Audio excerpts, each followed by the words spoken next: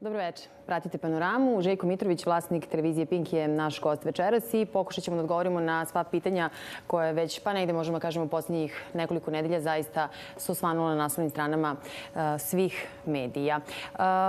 Dobro večer i dobrodošli. Pre svega da vam zahvalim možda na samom početku što ste baš izabrali televiziju Studio B da dođete i da kažete nekoliko reči o onome što na neki način zaista u ovom trenutku puni naslovne strane pa svih novina u Srbiji. Ja bih voljela odmah na samom početku da vam postavim to prvo pitanje. Zašto ste se ponovo našli na naslovnim stranama? Prvo, dobro večer i drago mi je da sam ovde i hvala vam na pozivu. Ivana, tebe znam dugo i dobri smo prijatelji i poznanici.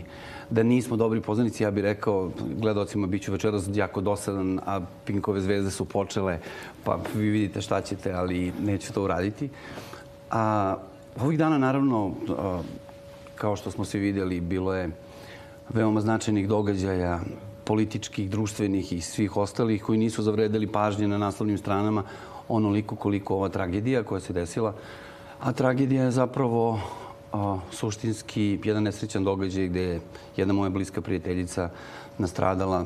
Već se zna u kakvim okolnostima i kako. Naravno, to se artikulisalo u različitim medijima na različite načine, pogotovo onima koji već tradicionalno izražavaju i formatiraju i oblikuju svoje pisanje na jedan veoma neprijateljski način prema meni već godinama. Tako da, u tom smislu nije to nikakvo iznenađenje. S tim što uvek postoji se pitanje zašto ili kada će profesionalizam ipak doći na onaj nivo koji je neophodan da bi ovu zemlju smatrali relativno normalno. Kada se pojavi vaše ime, onda je zaista odmah veliko interesovanje i negde ono što je karakteristično, a vi ćete nam nešto više reći o tome, šta je zapravo istina? Od nekog prvog naslova koji se pojavio možda dan nakon što je tragično preminula jedna mlada osoba, nekako nakon toga su se samo punili stupci i sve su bili gori naslovi i sve ono što je nekako pisalo, zaista svako ko je možda negde uključen u sve to, sigurno sam da je pogodilo. Šta je zapravo istina u svemu tome i koji od tih naslova zapravo jesu istiniti? Pa koliko god mi mislili da institucije u ovoj zemlji funkcionišu napola ili ne funkcionišu, neke institucije kao što policija su vrlo dobre, pogotovo kad hoće da radi i da neki posao urade do kraja. Tako da samo 7 ili 8 sati posle tog tragičnog događaja ja sam imao priliku da, pošto naravno svi imamo nekakve komunikacije sa svim tim organima, i ja sam imao prilike već da saznam i da dobijem zapravo sve ono što je sada nam manje više poznato celoj javnosti. Tu se otvorilo nekoliko značajnih stvari i ja sam to već rekao u jednoj izjavi, ili ja sam pre ovog nastupa večera samo jednu jedinu izjavu dao, a to je da sam sebe vrlo namerno stavio u centar svih tih događanja, pre svega iz razloga što mi je to bila jedna od dodatnih garancija. Jer uvek se i mediji, pa nekada i institucije, pre svega kada je policija u pitanju, zakače za to kada je moje ime u pitanju, da vide, da prouče, da vide šta se to stvarno desilo. I ja sam vrlo namerno svoje ime postavio prvog dana već u centar tih događanja iz razloga što mi je to bila nekakva dodatna sigurnost da će se istarati stvar do kraja. Evo, posle 7 ili 8 dana ili 10 dana koliko već prošlo, sada već znamo da je policija okončala ceo proces, da je pronašla sve učesnike i da je razotkriveno nešto što je, ajde da kažem, meni i majci preminule Ivane bilo poznato već 4 godine, puno 4 godine.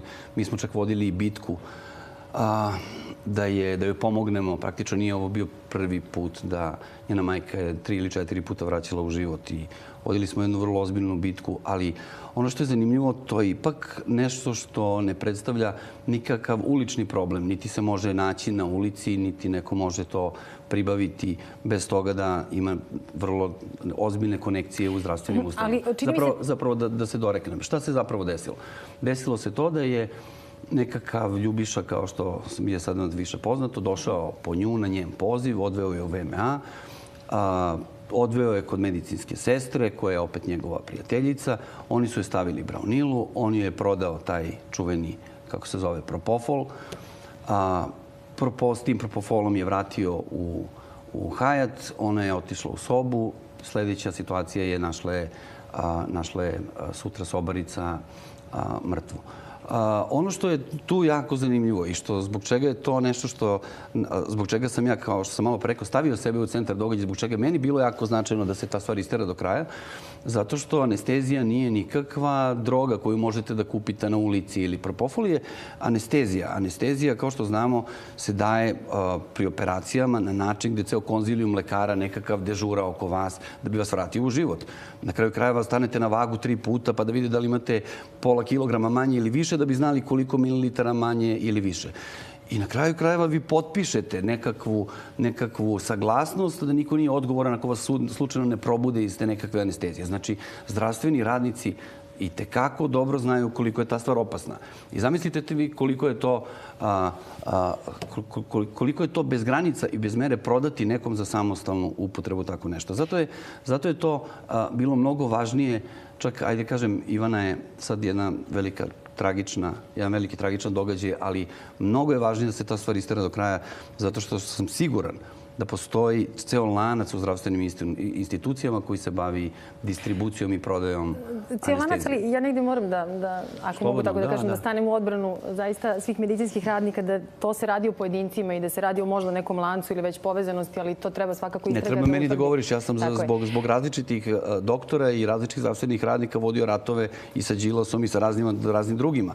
Ne, potpuno se slažem s tobom, ali, znači, uvek postoji kukolja u žitu i uvek postoji pojedinaca koji zloupotrebljavaju svoj posao.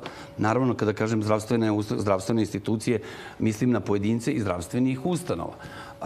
I to, naravno, možemo smatrati bezazlenim kad je 1 ili 2 slučaja.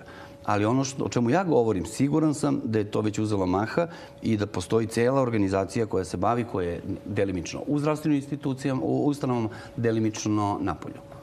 Je li Srbija ili uopšte svet sada takvo društvo da zapravo ako imate možda malo više novca možete dosta toga da priuštite sebi i kupite? I da li je možda s jedne strane negde problem da svi kao društvo reagujemo u tom smislu da sprečimo? Vi kažete da ste pokušali, kada je Ivana u pitanju, možda nekih 4 godine sa njenom majkom da reagujete kada je već se videlo da to što se dešava u njenom slučaju zaista negde je potrebna i medicinska pomoć. Ali da li je na svima nama onda ta odgovornost? I jeste s jedne strane sigurno sa medicinskim radnicima, ali sigurno sam i na svima nama kada primetimo da se tako nešto dešava. Apsolutno, ali ovo je deo te odgovornosti. Jer šta bi se desilo? Vrlo je bilo moguće da se ja nisam postavio i izložio i postavio sebe u centar tih događanja. Vrlo je bilo moguće da to se desilo između srede i četvrtka. Do četvrtka popodne već policija je imala ceo kejs zatvoren, osim ovog dela oko nabavke i kako se stvar desila van hotela.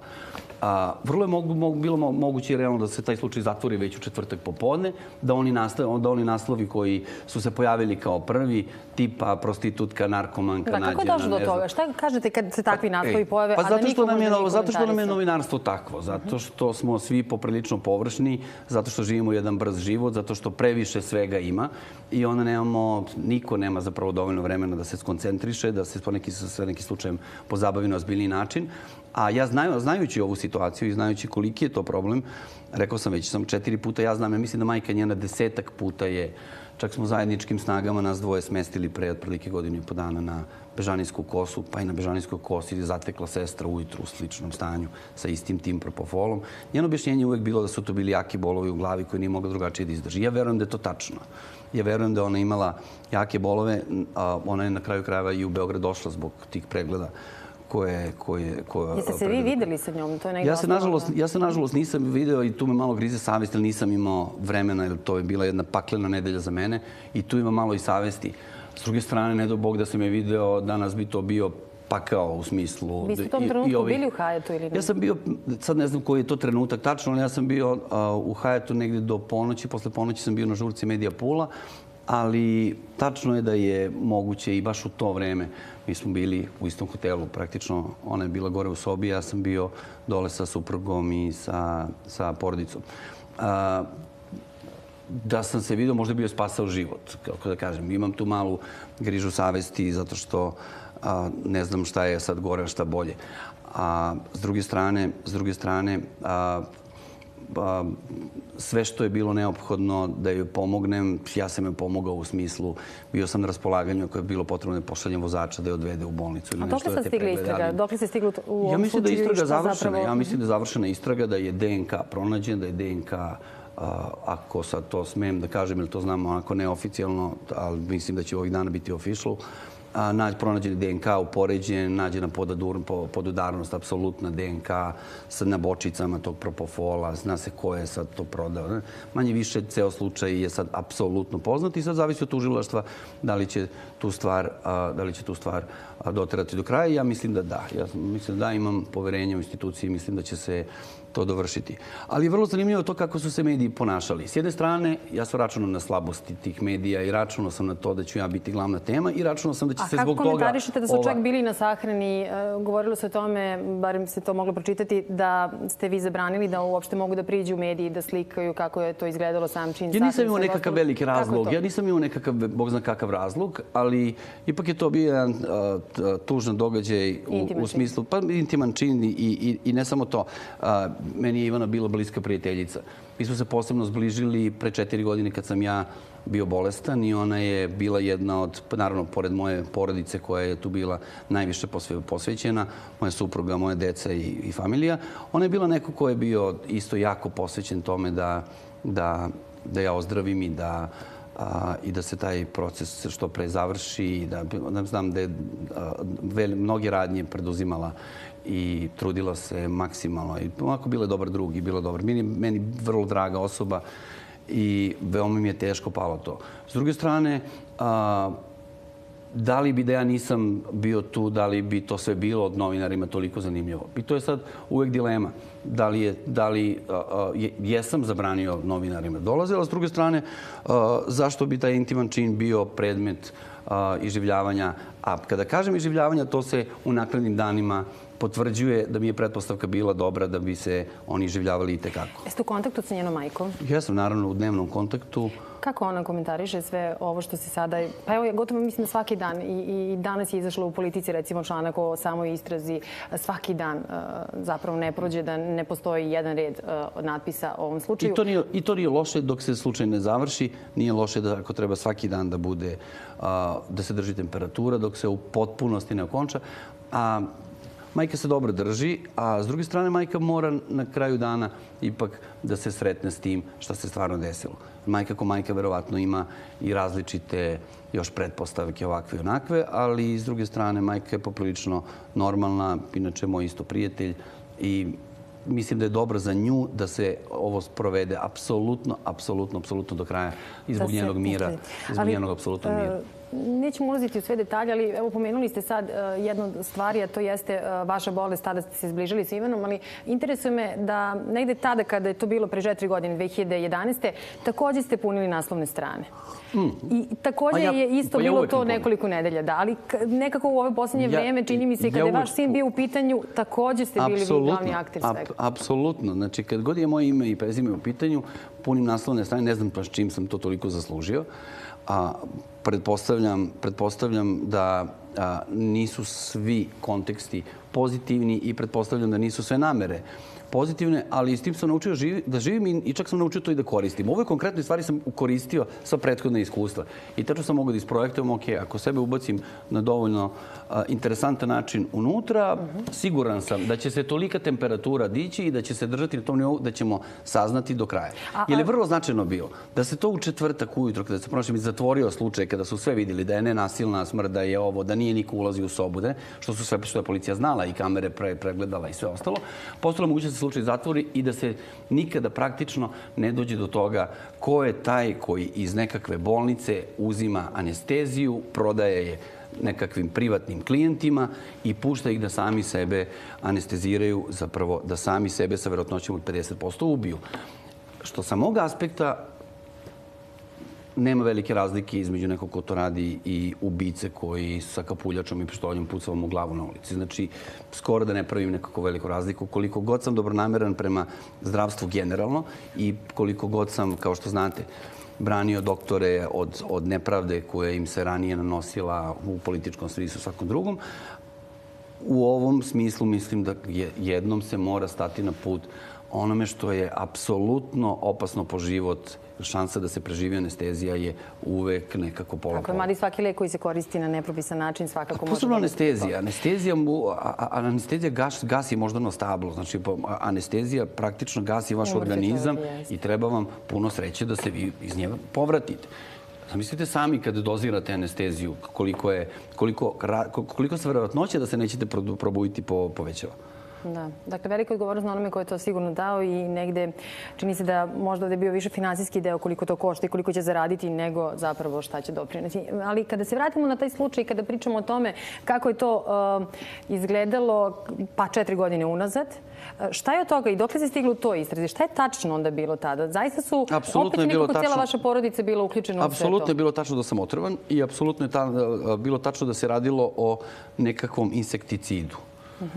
Naravno, ne može se ustanoviti da li je insekticid pokupljen slučajno ili je podmetnut. Naravno, to kada prođe mnogo vremena ne može. A šta je istraga pokazala? Je li tu završilo se Istraga pokazala da sve ono na što sam ja sumnjao nije bilo tačno. Što znači da nije bilo namere iz bliže i dalje okoline da se to desi. To je istraga pokazala. Jeste tada davali intervju? Kako je to tada izgledalo? Ili ste se povukli iz medija? Naravno, samo da se doreknem. Naravno, to je kada govorimo o Srbiji, o onome što je dešavalo u Srbiji.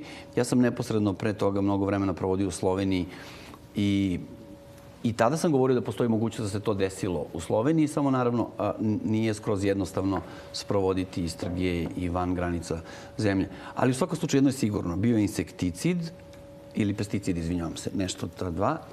I to je to što je zapravo zbunilo organizam i počeo je da autoimuno reaguje. A jeste došli do zaključka kako se to dogodilo?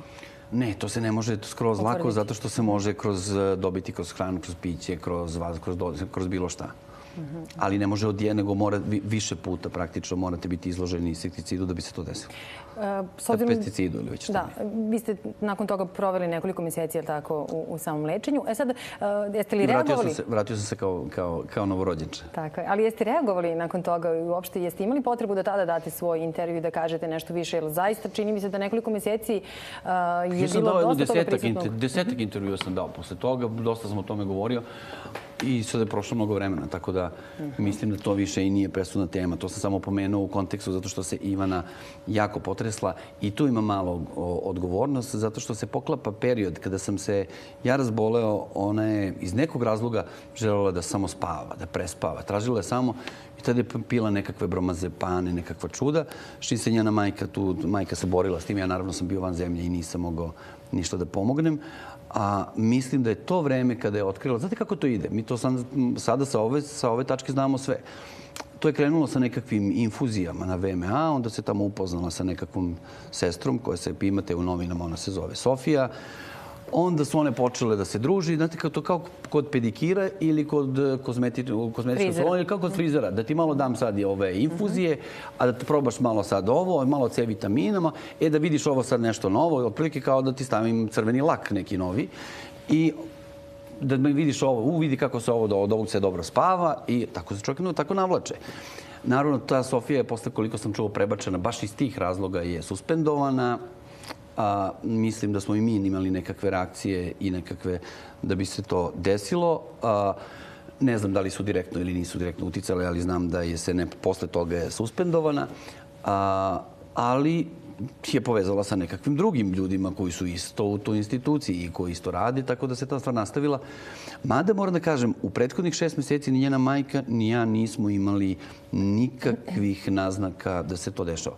Ja čak moram da znam, recimo, moja supruga, koju ja volim najviše na svetu, je meni isto dosta pomagala oko toga. Ona je znala šta sve ja radim i kako pomažem Ivani. I znala je da sam ja slab na Ivanu, da smo poprilično bliski prijatelji, da smo nekada davno mnogo vremena provodili zajedno. I ona je znala tačno te muke s kojima smo se mi, zapravo njena majka i ja nosili, govorimo zadnje te 3 ili 4 godine. A s druge strane, i mala satisfakcija za posle ove velike tragedije će biti ako se ova stvar okonča do kraja i ako pronađemo i ako tužilac taj ceo proces dorekne ili ako ga, ajde kažem, stavi tačku na njega i okonča ga u pravom smislu reči. Ne bih više i ne bih mnogo pričala o detaljima samog ovog slučaja kada je Ivana u pitanju, ali samo još jednu stvar mi recite. Je li to bilo prvi put da je ona imala braunilu ili je to već bio slučaj pre toga nalaza? Nalazili su, majka je našla nekoliko puta isto sa braunilom, tada na Bežanijskoj kosi kada su jedno spasili život.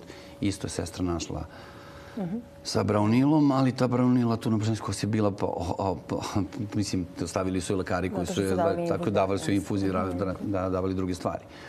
Ali nikada je nisam video, ja je nikada nisam video da je sebi stavila braunilu ili da je drugačije to i ne može. Znači, prosto, ali ja mislim da ona nije ni znala sama sebi. Prosto, to nije ni moguće, ja mislim. Tako. Pravimo jednu kratku pauzu, onda se brzo vraćamo u studiju. Nastavljaju priču. Željko Mitrović, vlasnik televizije Pink, je sa nama večeras u studiju. Evo, negde pomenuli smo i ovaj slučaj pre 4 godine, kada ste bili na naslovnim stranama, sada ponovo, ovih posljednjih 10 dana.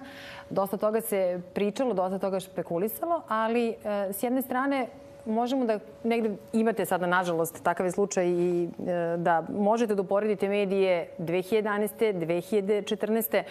Uopšte, kako sad to vama prosto izgleda? Jer sigurno sam da i vi imate, kao i svi, sigurno sam kolege novinari, imaju prijatelje i možete da sprečite, možete da cenzurišete bilo koju informaciju, ali negde sagledavajući sad sve ove tekstove koji su pojavili ovih 10 dana, čini se da to niste uradili. Kao što sam rekao, meni je bilo u interesu da ova stvar postigne visoku temperaturu, pre svega iz razloga što je to minimum koji mogu da učinim za nju. Kao što sam rekao, bila mi je jako blizak prijatelj i znam da bi ona to isto uradila za mene i bio sam u pravu. Zapravo, podigla se visoka temperatura, mediji su potpuno podivljali. Neki su se ponašali korektno i o toj stvari izveštavali na jedan korektan način. Naravno, dosta s policijom, jer manje više svi imaju nekakve kontakte sa nekim u policiji. Policija daje nekakve informacije i to je bilo dobro, zato što je to i ubrzavalo celu stvar. Policija je radila možda i brže nego što bi to inače radila, taj ceo slučaj. Ali naravno da se razlikuju mediji. Neki su bili, ajde kažem, profesionalni korektni, a neki kao što je Blic su bili jako nekorektni i jako neprofesionalni. I to je naravno iz razloga što je to jedna stara priča, jedna tradicionalna priča. Oni sa mnom vode nekakve ratove već dugo. Naravno, ja u tim ratovima nekada sam učestvovao, nekada nisam, ali sada nisam mogao zato što sam se bavio ovim i hteo sam ovo da bude završena priča u smislu da se okonča istraga i da nadležni organi lepo saopšte šta jeste, šta je ne. Umeđu vremenu, vi ste mogli da čitate razne laži, razne bljuvotine po različitim medijima, ali najviše toga bilo skoncentrisano u Blicu. U jednom trenutku se Blic pretvorio u ljubavni roman, zapravo pretvorio se u bestseller ili se pretvorio u zonu sumraka. Te ovako, te onako. I to su masa gluposti. Prva glupost je bila da je Pink iznajmio sobu, što je apsolutna laž. Nije ni Pink iznajmio sobu, niti sam ja iznajmio sobu, nego je sobu iznajmio Bane Stojanović, naš zajednički prijatelj, koji by the way živi u tom Hajetu, pa ga svi zovemo kad nam treba Hajet iz bilo kojih razloga. Zove se Bane da rezerviše sobu. Tako ga i ona zvala, pa je Bane rezervisao sobu. Druga glupost je bila nasilna smrt. Iako im je policija lepo saopštila na početku da niko nije ulazio, da imaju kartične pristupe, da imaju ceo izvrštaj iz kompjutera, da imaju kamere sa svih ispred hotela, po hodnicima, u liftovima. Ništa to njima nije bilo dovoljno. Oni su stalno govorili o nasilnoj smrti, što, kažem, s jedne strane je bilo korisno, a s druge strane krajnje neprofesionalno. Onda kada su shvatili da tu nemaju case, a imali su case da postave pitanje ko je prodao, kako je nabavila, kako se to desilo. To je novinarski case. Njima sam bio ja zanimljiviji. Pošto sam to shvatio, okej, istrpeću to zarad toga da završimo taj slučaj. Ili drugačije se ne bi završio. Ili možda bi, ali ko zna kada. A kako ćete sada reagovati? Ćete reagovati uopšte na to? Ma kako? Pa ne, ali znate šta je tu problem? Sad treba otvoriti tu temu zato što, naravno, Blicovi osnivači su Axel Springer i Ringier. Ja imam dosta dobra saznanja, dosta dobra iskustva sa obe kompanije. Čak poneke od menadžera iz tih kompanija lično poznajem. Govorim van Srbije. Axel Springer ima vrlo visoke standarde kada je u pitanju njihovo izdavaštvo. Kada je Bild u pitanju, vi imate vrlo visoke standarde. Kada je Ringier u pitanju, isto imate vrlo visoke, kao švajcarska kompanija, imate isto vrlo visoke standarde. Postavlja se pitanje što ti standardi nisu primenjeni u Srbiji, što ti standardi nisu primenjeni u Blicu. Jer Blic koristi nekakve... Zapravo tu se radi što se Sveta Marjanović zapravo jedan, ajde kažem, palanački đilkoš, domogao vlasti i praktično vodi nekakve svoje ratove i uspostavlja nekakve svoje standarde i svoja neostvarenja još iz kučevskih dana, odakle je došao. Znači, problem je u tome što se dokopa vlasti u nekom mediju neko ko ni u jednom smislu nije ostvaren i onda vodi nekakve svoje ratove. I na kraju krajeva, da li mislite da će se on sa takvim svojim profilom nekom izviniti zbog toga što je danima pisao gluposti? Ili će reći građanima, pa ljudi, ako kupujete Blic, dobijat ćete samo informacije koje nisu tačne. Mi smo pisali da je Željko Mitrović iznajmio sobu, nije Željko Mitrović iznajmio sobu. Mi smo pisali da je nije bila nasilna smrt. Mi smo pisali da je Željko bio, i ni to nije bilo tačno. Onda kada su to promašili, onda su se bacili na udaranje po mom braku, što, nažalost, Sveta Marjanović, zapravo taj đilkoš neće shvatiti da tu tvrđavu ne može ni da uznemiri, a ne da je... A su vas zvali da čuju vašu stranu priče i jeste li uopšte... Ne, i to lažu. Pročitao sam negdje da su me zvali za izjavu. I to lažu. Znači, ako su me zvali, neka kažu gde su zvali, koga su zvali i ko im se nije odazvao. A kakva je medijska slika danas u Srbiji? Kako to vama izgleda? Imate veliko iskustvo. 90 godina ste započeli svoj medijski put. Medijska slika, s obzirom na ukupne okolnosti, nije loša. Dešavaju se takvi incidenti kada se nekakva nedovršena ličnost dokopa nekakve velike snage nekog velikog medija i onda taj medij naravno propada. Sa 140.000 ih je doveo na 80. Ja verujem da će za par meseci oni da padnu i na 40.000, što će onda moći da se mere sa lokalnim novinama u Donjim Zanoščićima. Tako da ta stvar ide u nekom pravcu koji je nedvosmisleno loš kada su pojedini mediji loši sa takvim uređivačkim politikama. S druge strane, generalna medijska slika je, mislim, apsolutno usklađena sa ukupnim ambijentom u zemlji koji napreduje, što mislim da i mediji napreduju kako društvo, kako sve ostalo napreduju i mediji. S obzirom ste ispred zaista jedne velike kompanije, velike kuće na teritoriji cijele Srbije, ali naravno Evropi i sveta, nekako povezani ste i sa svih strana, zaista možete i imate negde tu povratnu informaciju. Pa kako se vama danas čini? Ima li cenzure ili autocenzure? I s obzirom da ste nekoliko puta u medijima, pa sad ne znam kojim novinama, ali negde prozivani po društvenim mrežama, po Facebooku, Twitteru, da ste režimski. Ja lično obožavam te teme u cenzuri zato što su to do te mere besmislene teme i izrastaju iz jednog potpunog nepoznavanja prirode komercijalnih medija. Svi mediji u svetu, znači svi, u svim državama i najrazvijenijim državama sveta su profilisani. Profilisani na jedan, drugi ili treći način. Ako govorimo o političkoj profilaciji ili profilizaciji, već kako se kaže, vi možete da napravite sada analizu počev od Evrope pa da idemo ka Americi. Od CME grupe, od RTL grupe, od MTG-a, pa da idemo ka Foxu i da idemo ka Turneru preko okeana. Dobit ćete da svaki medij je u svakoj državi profilisan i ima svoj nekakav politički oblik. I to se nigde ne zove cenzura, sem kod nas. A pritom mi ovdje imamo jednu situaciju koja je potpuno nadrealna. Jer vi cenzurom hoćete da kažete da Pink će sprovesti, ako neko sprovodi cenzuru, onda ja sprovodim u Pinku. Ja sam taj koji misli da, recimo, cenzura nije ako ne pustite Zorana Živkovića da one koji se politički ne misle kao on zove Stoko jedna ili već kako je to u Skupštini se desilo. Ali mislim da je cenzura ono što se dešava u Blicu. Mislim da je cenzura to kada se dešava jedan ogroman događaj tipa summit 16 velikih lidera, zapravo 16 premijera, uključujući kineskog premijera, da takav događaj u Blicu dobije ovolicni prostor, a da Željko Mitrović dobije ovoliki prostor. To mi deluje na ultracenzuru. I ne samo na neprofesionalizam, nego na cenzurisanje nekih pozitivnih događaja. Jer ne funkcioniše cenzura samo u smislu političkom, u smislu balansa. Cenzura značajnije funkcioniše u smislu selekcije događaja, u smislu pozitivni i negativni. I to je jedna ozbiljna stvar zato što vi kada napravite analizu, recimo, baš sam radio Blicovu analizu iz prethodnih 60 dana, vi imate 72% negativnog konteksta. 72% negativnog konteksta u tekstu. U tekstu ima nastavljeno. Ako kažemo u površini, ide na 84%. Čekajte, 84% imate loše konteksta, a 16% imate pozitivnog i neutralnog. Pa da li je to normalno? I da li se to zove destrukcijom? I da li je ta destrukcija namerna? Čekajte, ako je ta destrukcija namerna, da li je to mnogo ozbiljnija stvar od ovoga o čemu mi govorimo? Pa ne cenzuriše nas niko. Pa ne gura mene vlast, vlada ili Aleksandar Vučić ovo što radim. Obrnuto. Ja mislim da mi njih guramo da nam što pre naprave normalnu zemlju, zdravu zemlju u kojoj ćemo normalno da radimo, zarađujemo i da naravno počnemo da živimo kao sav normalan svet. Na kraju krajeva, ovo nije ni političko, ni ekonomsko pitanje. Ovo je egzistencijalno pitanje. Jer mi treba da preživimo. Ova zemlja je toliko razrovana i toliko je uništena. Hvala Bogu imamo premijera koji ima snage i koji, koliko znam, spava 3-4 sata dnevno, koji stvarno hoće i rešeni i posvećen da od ove zemlje napravi nešto. Ja mislim da on to doživljava kao misiju, a ne kao posao. Vlasnik ste privatne televizije. Da li vi razgovarate sa svojim glavnim i odgovornim urednikom i kako to izgleda kada kreirate i da li učestvujete u kreiranju medijske slike?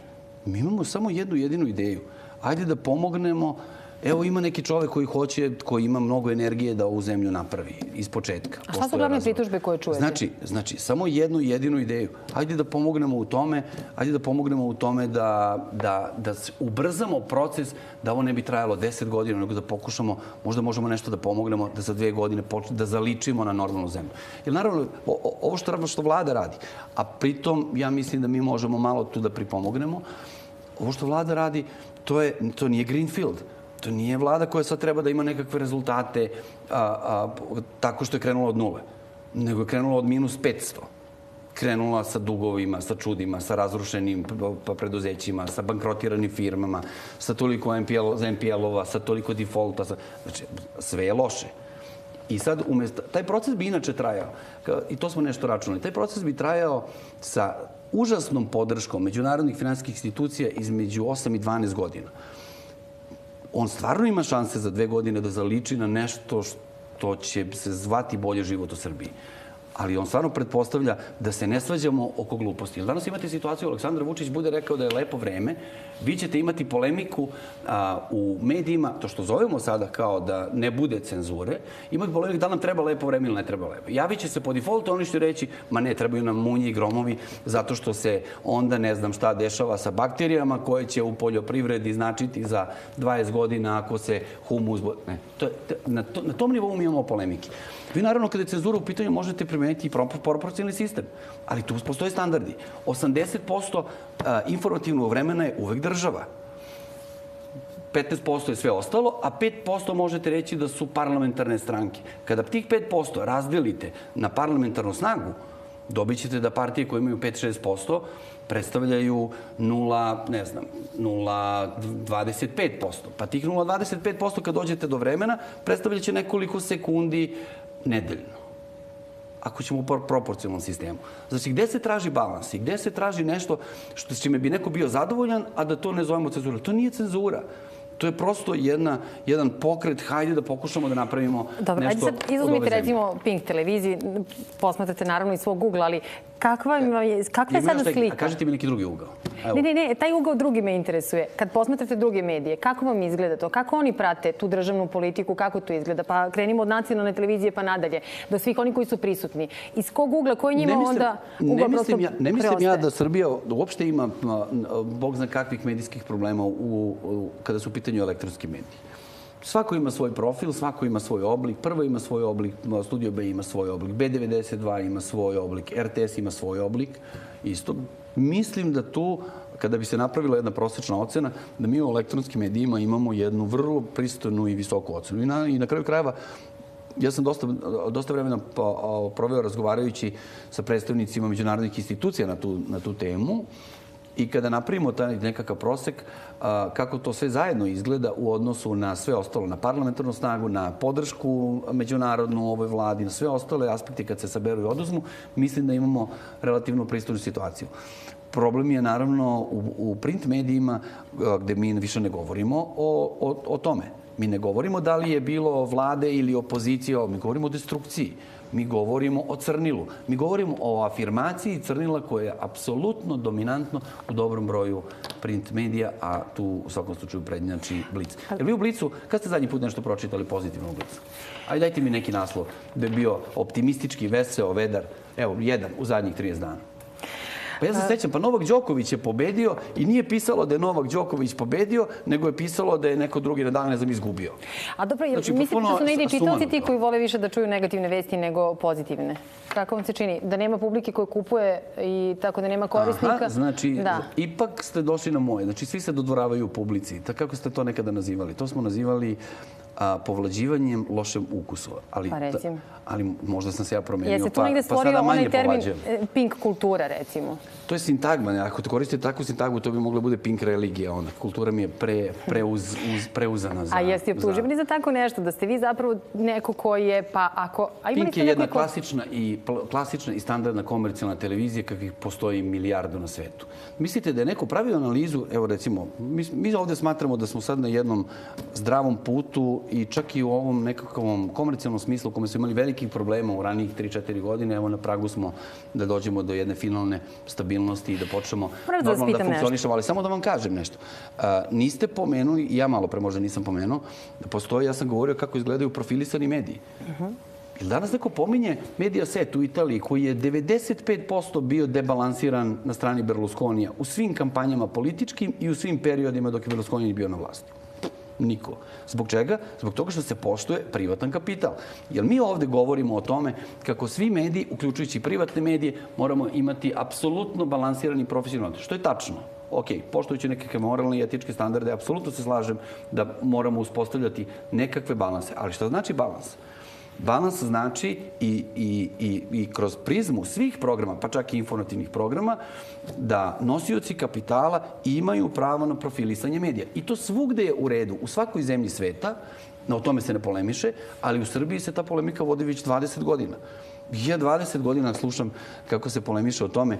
Da li Mitrović ima pravo, kao da sam direktor javnog servisa, da li ima pravo da u jutarnji program dovede hor bečkih dečaka? Ima, ne, i da se vodi polemika o tome.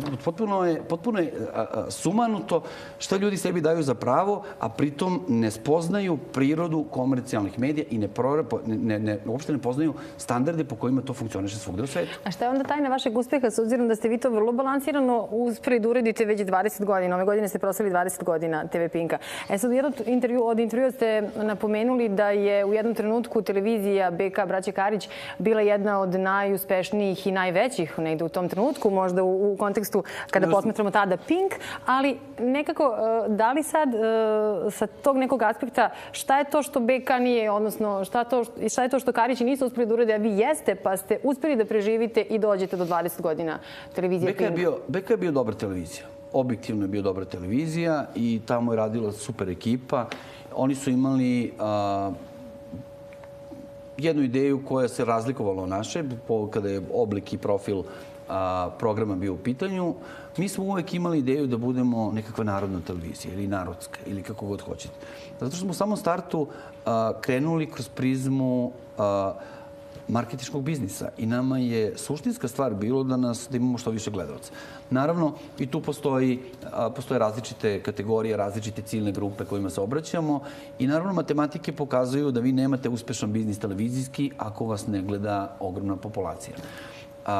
U tom raslojavanju, zapravo u tom profilisanju tog programa, mi smo od starta imali tu ambiciju da nas gleda što više građana Srbije i programe usklađivali i oblikovali na taj način. A kada ste odlučili da idete na informativni program?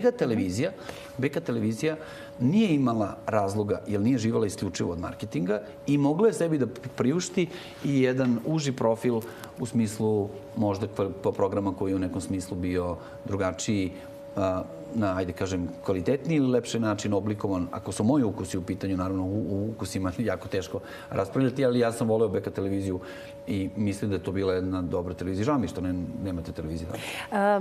Vi ste negde 2000 i koje godine započeli informativni deo vaše televizije. Do tada niste imali informativni program, bar nije bio negde u prvom planu, ali kasnije ste čak došli do toga, evo danas imate i Pink News, čini mi se Pink 3. Kada ste se odlučili? Šta je to bilo što je navelo vas da se odlučite na taj korak da krenete? Čim su se stekli uslovi. Šta to zapravo znači? Ja sam televiziju napravio 1994. godine. Do 2000. godine mi nismo imali. A moja procena je bila za vreme Miloševića da je bilo bolje da se bavim zabavom, entertainmentom i programima koji u svom sastavu nemaju informativni program. Iz razloga što sam mislio da ima onih koji već se tim bave i nema nijednog razloga da postoji. 2000. godine su se stekli uslovi da možemo. Tad još uvijek nisam bio potpuno siguran da li je to dobra ili nije dobra odluka, jer nam je potpuno dobro išlo i bez informativnog programa. Ali onda nekakve tamo 2001. godine smo spoznali u istraživanjima da se naši gledaoci svičuju na neke druge kanale baš u vreme informativnih programa. I praktično prva ambicija zbog čega smo uspostavili informativni program je bila da nam gledaoci ne odlaze u informativnim terminima na druge kanale. Upravo to je bio samo jedan od servisa. Naravno, na gledanoj televiziji kad uspostavite informativni program, a ona je već bila veoma gledana i bila liderska, onda je praktično prirodno pozabaviti se tim, upgradeovati, unapređivati i danas, naravno, od tih 47, skoro zapravo 50 kanala koliko imamo nekoliko informativnih kanala, od kojih je Pink 3 zapravo jedini 24-časovni news kanal, ali nemojte zaboraviti da mi na Pink BH, na Pink M-u imamo takođe informativne programe koji sprovode i realizuju redakcije iz Crne Gore i Bosne i Hercegovine. A gde je budućnost televizije? Kako vidite i Pink televiziju za nekih, recimo, 4-5 godina? Budućnost televizije je u kontentu. Praktično ova televizija koju danas spoznajemo za 5 do 10 godina biće istorija. Zapravo, spoznavaće se samo u nekakvim udžbenicima i u nekakvoj literaturi. Iz razloga zato što tehnologije napreduju tom brzinom da već danas potpuno je svejedno da li ćete gledati programe na svom telefonu, na svom računaru, na satu, na čemu god, tabletu ili svejedno. Tako da kontent će biti taj koji će određivati čak i pravce razvoja telekomunikacija. Ja sam duboko ubeđen da ono što smo mi uradili, a mi smo sproveli isto kao i država što je sprovela dubinski, mi smo, ja mislim, čini mi se podjednako dubinske reforme sproveli u samoj kompaniji i uspeli smo da se transformišemo na jedan način koji se danas može označiti u jednoj rečenici: Pink je najveća produkciona kuća koja ima i svoje televizije. I to će biti praktično sve više u budućnosti tako. To znači da smo ceo filmski grad koji imamo u Šimanovcima stavili na upotrebu televiziji, zapravo uspostavili kao jedan produkcijni kapacitet koji je jedan od najvećih u Evropi ovog trenutka i verujemo da će proizvodnja programa u budućnosti biti jedino što je značajno i vlasništvo nad programom. Da li će budućnost televizije biti YouTube ili će biti nekakav drugi streaming ili će biti nekakav OTT sistem koji će vladati public internetom, to ćemo vidjeti. To su sad pravci moguće kretanja, ali program će biti king of the road. Potpuno drugačije, jel da? Nekako, sada kada posmatrate Pink i sad ste rekli šta je to što možemo očekivati u tih narednih 5 godina, ali kako vidite medijsku sliku u narednih 4 do 5 godina? Gde ide? Medijsku sliku u kom smislu? U tom smislu gde idu mediji? Kako će izgledati? S obzirom da ćemo imati, da će na teritoriji cijele Srbije biti dosta privatizovanih, između ostalog i Studio B će biti uskoro privatizovan. Kako vidite medijsku sliku nakon toga? Hoće li se tada još više govoriti o cenzuri ili ne? I koliko zapravo neko ko je privatni vlasnik neke televizije ima pravo kada kupi i da se vratimo malo unazad na celu priču. Ajde se vratimo ponovo na pitanje cenzure i na pitanje ponašanja medija. Opet da kažem, mi profilišemo sami sebe. Niti nas ko pritiska, niti nas ko. Zbog čega? Iz razloga što smo spoznali da nam je potrebno da se država što brže stabilizuje i da postane normalna. Zbog čega? Zbog toga što kad građani budu imali više para, više će plaćati, više će kupovati. Kada budu više kupovali čokolade, deterđenta, uložaka, ti oglašivači će više para ulagati u marketing. Tako ćemo mi zarađivati više para. Budućnost elektronskih, pa i print medija, pre svega oni koji žive od oglašavanja, isključivo zavisi od brzine dizanja standarda građana u zemlji. I to je motiv zbog čega mediji koji podržavaju ovu brzinu reformi i brzinu svih mera koje se sprovode su nekada označeni kao prorežimski, a u stvari se isključivo vode svojim sopstvenim interesima. I to je, kada govorite o budućnosti medija u Srbiji, oni imaju budućnost samo ako prežive do trenutka kada bude bolje, zapravo kad standard građana bude. Standard građana je direktna refleksija i direktno ogledalo ili, ajde kažem drugačije, mediji su i njihova snaga direktno ogledalo snage tržišta. A snaga tržišta naravno zavisi isključivo od standarda građana. Tako da što pre da stignemo do boljih standarda građana, do značajnije i kvalitetnije i više potrošačke moći, tada će biti medijima. Tako da, odgovor na vaše pitanje je da budem skroz precizan. Ne verujem da će svi mediji preživeti. Budućnost medija je takva da mediji moraju da nađu svoje biznis modele, da svoje troškove i svoje prihode usklade, što nije lako zato što ako hoćete pravite dobre programe, kvalitetne programe, nisu tako jeftini rashodi i zapravo troškovi, a prihoda je sve manje zato što, evo samo da dam primjer, u prethodnih 7 godina budžet u oblasti advertisinga, zapravo total spending, se smanjio za 60%. Znači, mi sad radimo svi zajedno koji se bavimo marketingom i koji živimo od marketinga, delimo 40% od onih para koji su neke 2008. ili 2009. bile na raspolaganju u Srbiji. To znači sa vaše prognoze da mnogi mediji baš zbog tog finansijskog dela neće opstati? Moje prognoze su, ako se mediji svedu na to da usklade troškove i rashode u nekoliko narednih godina i ako uspeju da sačekaju vremena koje neminovno stižu bolja, a to je od 2 do 5 godina, tada će biti dovoljno prostora ne samo za postojeće, nego i za nove medije i za razvoj medija koji može biti brži i ići ka bolji kvalitetu. Šta je onda tajna, šta je to što Pink drži kao najgledaniju televiziju? Šta je to što, a malo pre smo pomenuli na kontekst da nema oni koji kupuju novine i da nema oni koji kupuju određene naslove, ne bi sigurno ni opstale te novine na našem tržištu. Dakle, šta je to što i dalje gledaoci, čemu su to verni na Pinku, pa ih imate u tom broju, a čini mi se da vaša televizija i dalje zaista i po formi sadržaja jedna od najgledanijih. Šta je to onda što od njih, kako vi onda prilagođavate taj vaš program? Šta je to što vi gledate i osluškujete? Negde smo u pripremi za razgovor rekli ste Beograd nije Srbija, da treba se raširiti, posmatrati to na neki drugi način, ali šta je to? Uopšte nije lako odgovor na to vaše pitanje, zato što to osluškivanje, ako krenem da govorim o njemu, 3 ili 4 sata. A ko to osluškuje kod vas? Imamo celu službu koja to osluškuje, koja analitičku službu, koja radi na istraživanjima i koji svaki dan izveštava, zapravo prvo analizira, a zatim izveštava ceo menadžment o svim promenama, svim migracijama gledaoca, zbog čega, s kog kanala, na koji. To je ozbiljan posao i vrlo dubinski. Mi se naravno naslanjamo kao i svi što se naslanjaju na Nielsen u onim osnovnim podacima, ali imamo i nekakve svoje softverske alate kojima to dodatno analiziramo, gledamo, projektujemo i pravimo. Ko vas više gleda, Beograd ili Srbija? I Beograd i Srbija. I Beograd i Srbija i ceo svet. I van planete. Ono što je mnogo značajno u toj celoj stvari, analizirati velikom brzinom programe nije dovoljno. Treba biti vrlo spreman i sposoban proizvoditi brzo programe koji odgovaraju na promene koje se dešavaju. I to je jedan od naših najvećih kvaliteta i zbog toga mislim da smo apsolutno neprikosnoveni u budućnosti iz razloga što imamo ogroman produkcioni kapacitet koji je vrlo prilagodljiv.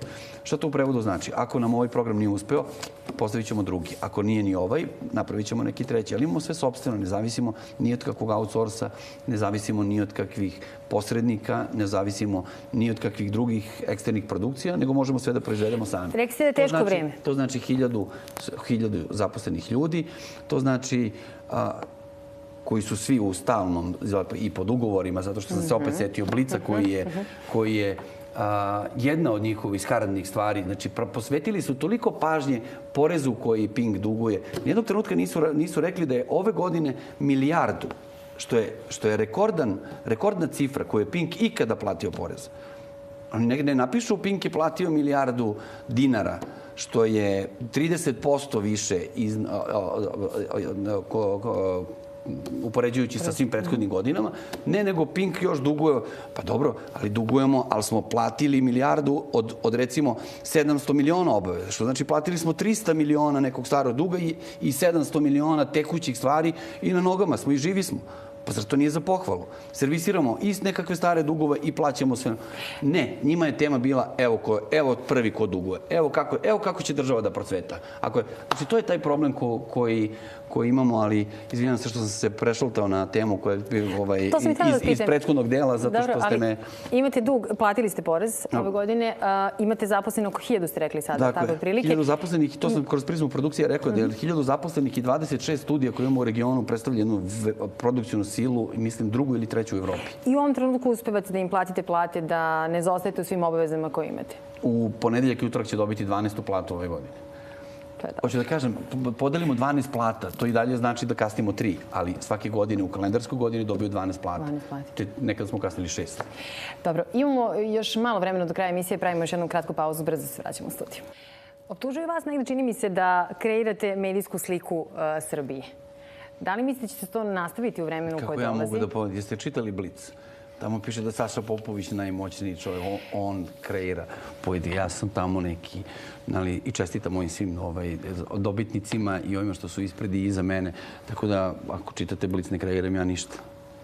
Dobro. Nekako čini mi se da evo, dosta se pričalo o tome i odlasku Granda sa vaše televizije. Kako danas posmatrate uopšte? Bog me sam pogledao. Bog me pogledao i pomogao.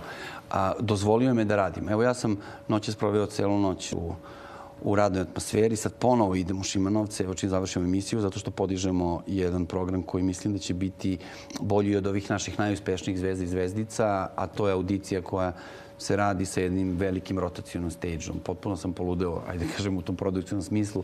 Bavim se produkcijom i to je, zato kažem, Bog me pogledao.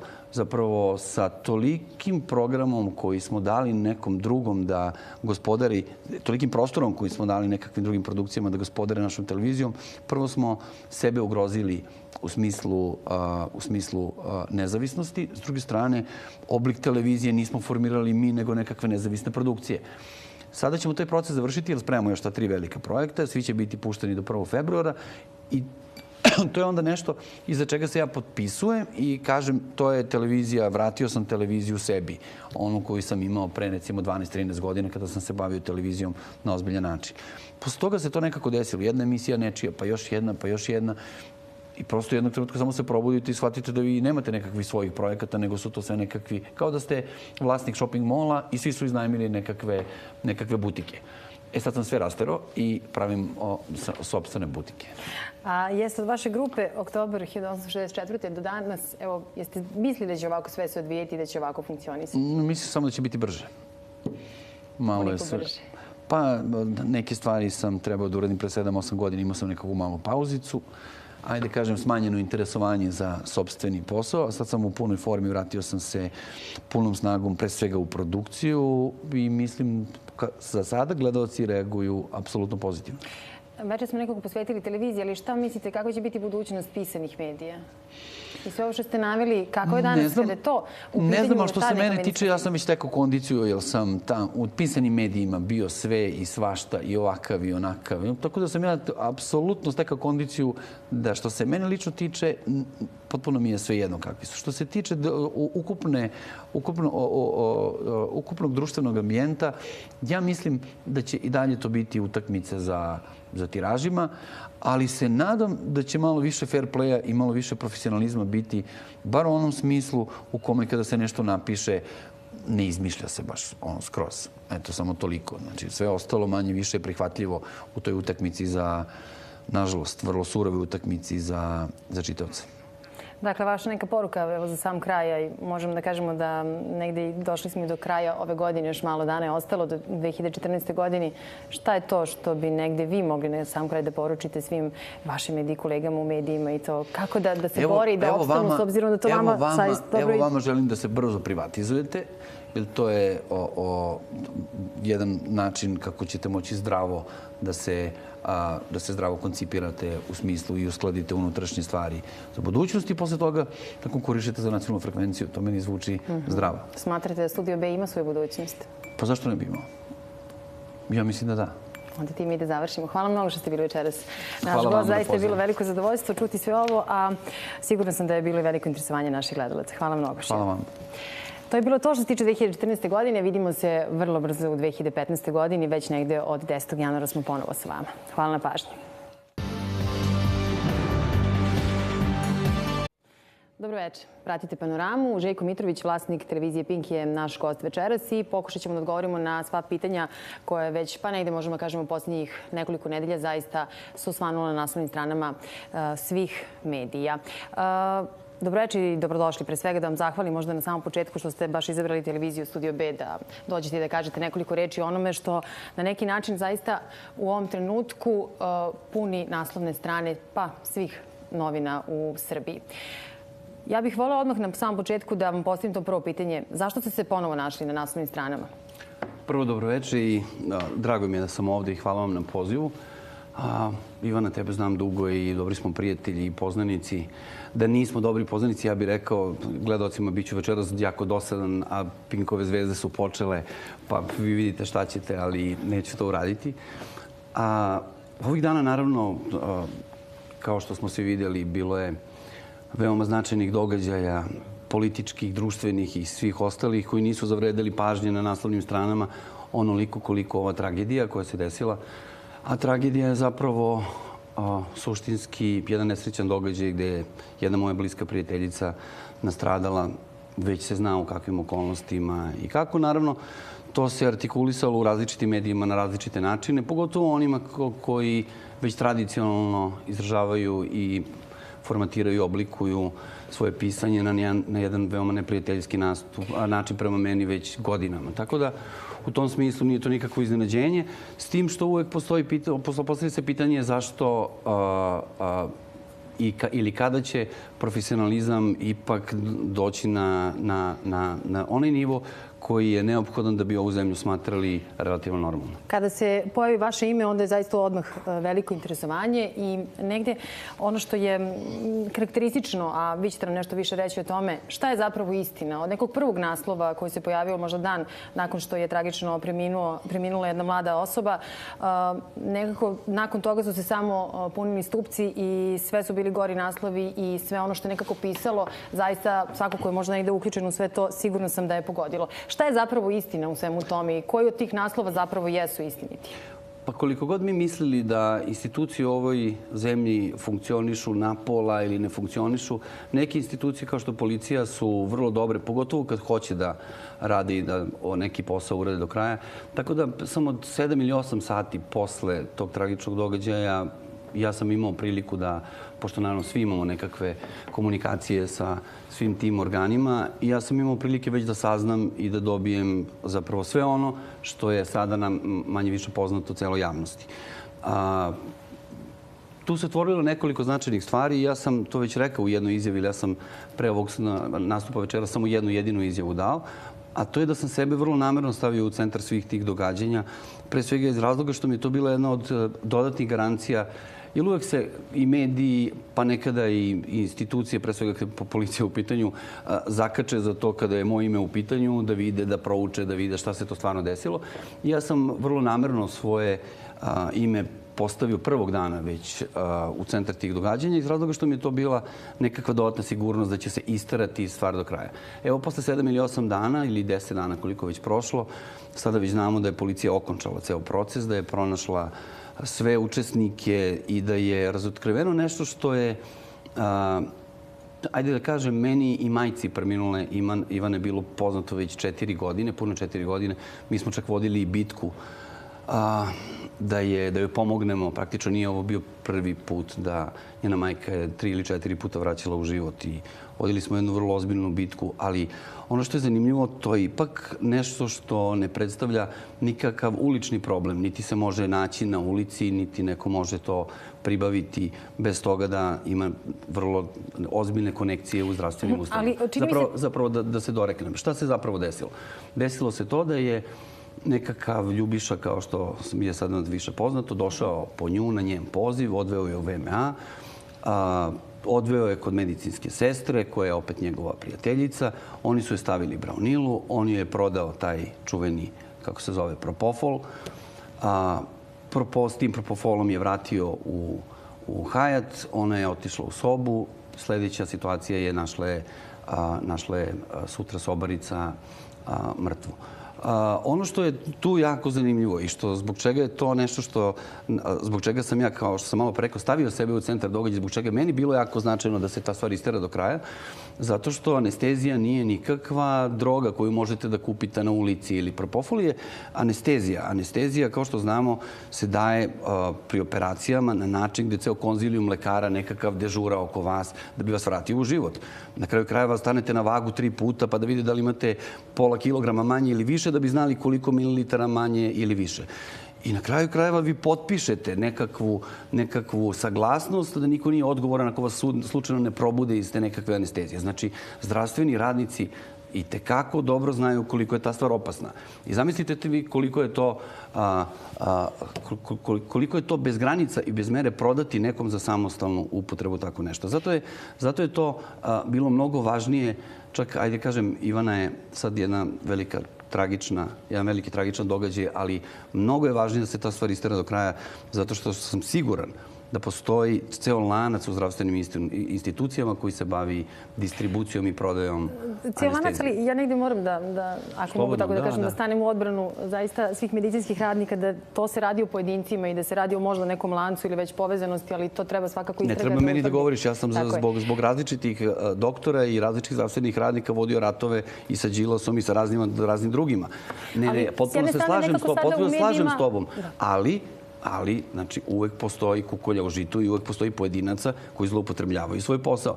Naravno, kada kažem zdravstvene institucije, mislim na pojedince iz zdravstvenih ustanova. I to, naravno, možemo smatrati bezazlenim kad je 1 ili 2 slučaja. Ali ono o čemu ja govorim, siguran sam da je to već uzelo maha i da postoji cela organizacija koja se bavi, koja je delimično u zdravstvenim institucijama, u ustanovama, delimično napolju. Je li Srbija ili uopšte svet sada takvo društvo da zapravo ako imate možda malo više novca možete dosta toga da priuštite sebi i kupite? I da li je možda s jedne strane negde problem da svi kao društvo reagujemo u tom smislu da sprečimo? Vi kažete da ste pokušali, kada je Ivana u pitanju, možda nekih 4 godine sa njenom majkom da reagujete kada je već se videlo da to što se dešava u njenom slučaju zaista negde je potrebna i medicinska pomoć. Ali da li je na svima nama onda ta odgovornost? I jeste s jedne strane sigurno sa medicinskim radnicima, ali sigurno sam i na svima nama kada primetimo da se tako nešto dešava. Apsolutno, ali ovo je deo te odgovornosti. Jer šta bi se desilo? Vrlo je bilo moguće da se ja nisam postavio i izložio i postavio sebe u centar tih događanja. Vrlo je bilo moguće da to se desilo između srede i četvrtka. Do četvrtka popodne već policija imala ceo kejs zatvoren, osim ovog dela oko nabavke i kako se stvar desila van hotela. Vrlo je bilo moguće realno da se taj slučaj zatvori već u četvrtak popodne, da oni naslovi koji su se pojavili kao prvi, tipa prostitutka, narkomanka, nađena. Kako je došlo do toga? Šta kažete kad se takvi naslovi pojave, a da niko možda ne komentarisao? Zato što nam je novinarstvo takvo, zato što smo svi poprilično površni, zato što živimo jedan brz život, zato što previše svega ima i onda niko nema zapravo dovoljno vremena da se skoncentriše, da se sa nekim slučajem pozabavi na ozbiljniji način. A ja znajući ovu situaciju i znajući koliki je to problem, rekao sam već, sam 4 puta, ja mislim da majka njena 10 puta je, čak smo zajedničkim snagama nas dvoje smestili pre otprilike 1,5 godina na Bežanijsku kosu, pa i na Bežanijskoj kosi je zatekla sestra ujutru u sličnom stanju sa istim tim propofolom. Njeno objašnjenje je uvek bilo da su to bili jaki bolovi u glavi koji nije mogla drugačije da izdrži. Ja verujem da je to tačno. Ja verujem da ona imala jake bolove, a ona je na kraju krajeva i u Beograd došla zbog tih pregleda koje... Jeste se vi videli sa njom? Ja se, nažalost, nisam video i tu me malo grize savest, jer nisam imao vremena, jer to je bila jedna paklena nedelja za mene i tu ima malo i savesti. S druge strane, ne do Bog da sam je video, danas bi to bio pakao u smislu... Vi ste u tom trenutku bili u Hajatu ili ne? Ja sam bio, sad ne znam koji je to trenutak tačno, ali ja sam bio u Hajatu negde do ponoći. Posle ponoći sam bio na žurci Medija Pula, ali tačno je da je moguće i baš u to vreme. Mi smo bili u istom hotelu, praktično ona je bila gore u sobi, ja sam bio dole sa suprugom i sa porodicom. Da sam se vidio, možda bi joj spasao život, kako da kažem. Imam tu malu grižu savesti zato što ne znam šta je sad gore, a šta bolje. A s druge strane,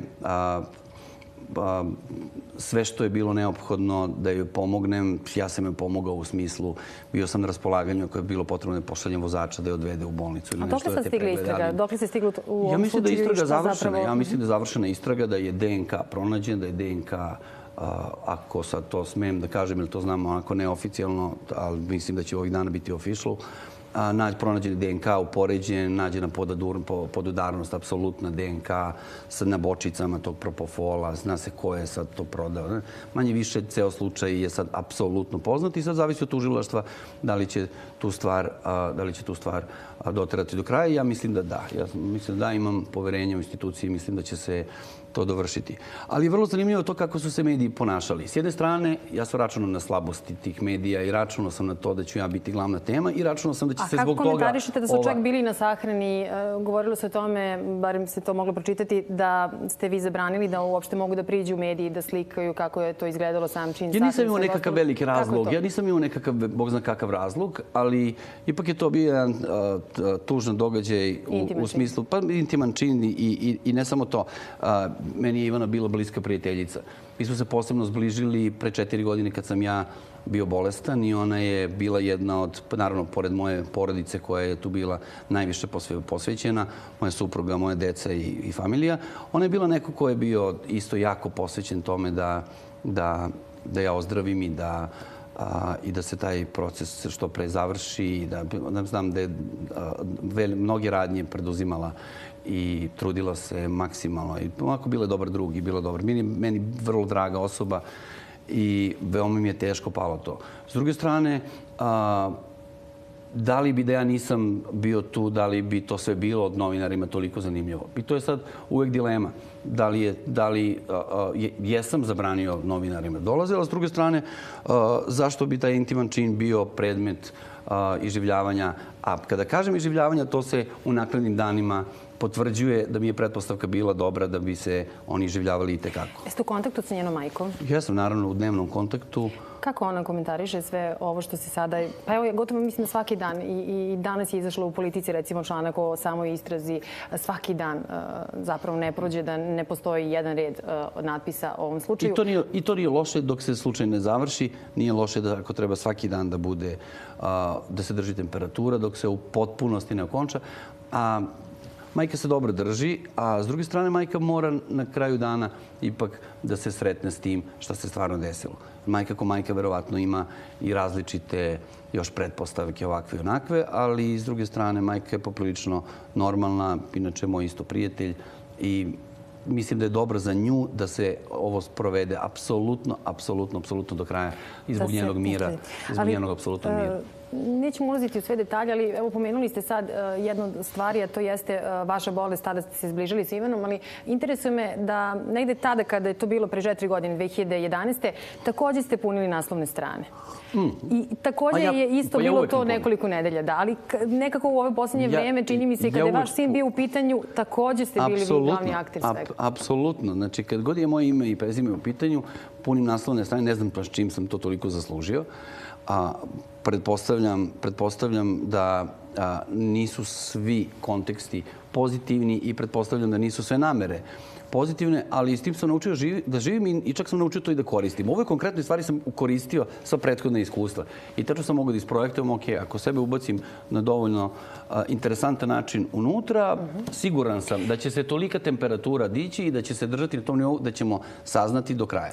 Jer je vrlo značajno bilo da se to u četvrtak ujutro, kada se prošle mi zatvorio slučaj, kada su sve vidjeli da je nenasilna smrt, da je ovo, da nije niko ulazio u sobu, što su sve, što je policija znala i kamere pregledala i sve ostalo, postala mogućnost da se slučaj zatvori i da se nikada praktično ne dođe do toga ko je taj koji iz nekakve bolnice uzima anesteziju, prodaje je nekakvim privatnim klijentima i pušta ih da sami sebe anesteziraju, zapravo da sami sebe sa verovatnoćom od 50% ubiju.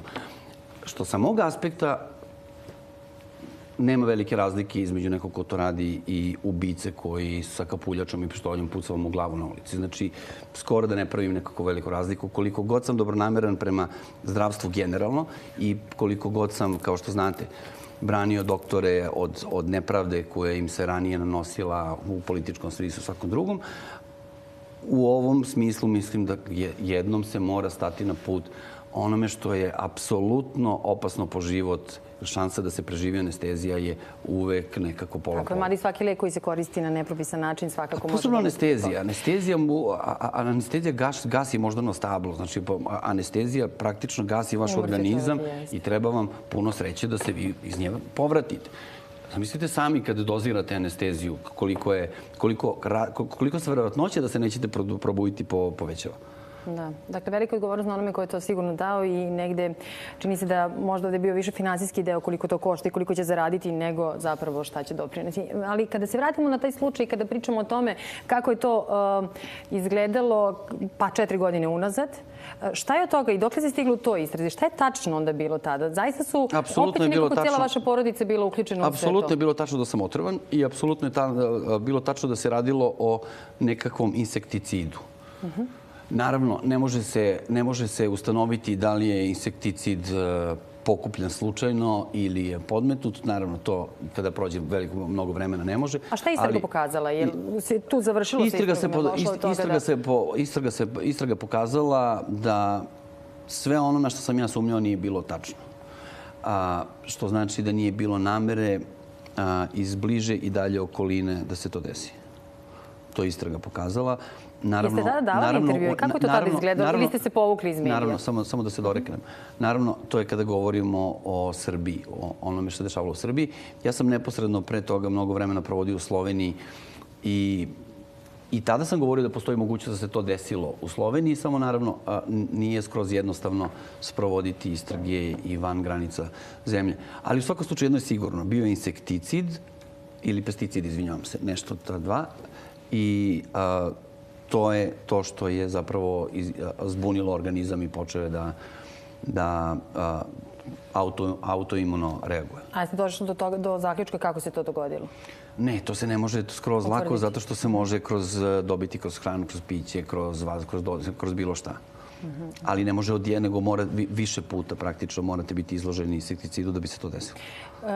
Pesticidu ili već šta. Da, vi ste nakon toga proveli nekoliko mjeseci, jel tako, u samom lečenju. Sad, jeste li reagovali? Vratio sam se kao novorođenče. Tako je, ali jeste reagovali nakon toga i uopšte jeste imali potrebu da tada date svoj intervju i da kažete nešto više? Jer zaista čini mi se da nekoliko mjeseci je bilo dosta toga prisutnog. Desetak intervjua sam dao posle toga, dosta sam o tome govorio. I sada je prošlo mnogo vremena, tako da mislim da to više i nije presudna tema. To sam samo pomenuo u kontekstu zato što se Ivana jako potresla i tu ima malo odgovornost zato što se poklapa period kada sam se ja razboleo, ona je iz nekog razloga želela da samo spava, da prespava. Tražila je samo i tada je pila nekakve bromazepane, nekakva čuda. Čim se njena majka se borila s tim, ja naravno sam bio van zemlje i nisam mogao ništa da pomognem. A mislim da je to vreme kada je otkrila... Znate kako to ide? Mi to sada sa ove tačke znamo sve. To je krenulo sa nekakvim infuzijama na VMA, onda se tamo upoznala sa nekakvom sestrom koja se imate u novinama, ona se zove Sofija. Onda su one počele da se druži, znate, to kao kod pedikira ili kod kozmetičkog salona ili kao kod frizera. Da ti malo dam sad ove infuzije, a da probaš malo sad ovo, malo C vitaminama, da vidiš ovo sad nešto novo, otprilike kao da ti stavim crveni lak.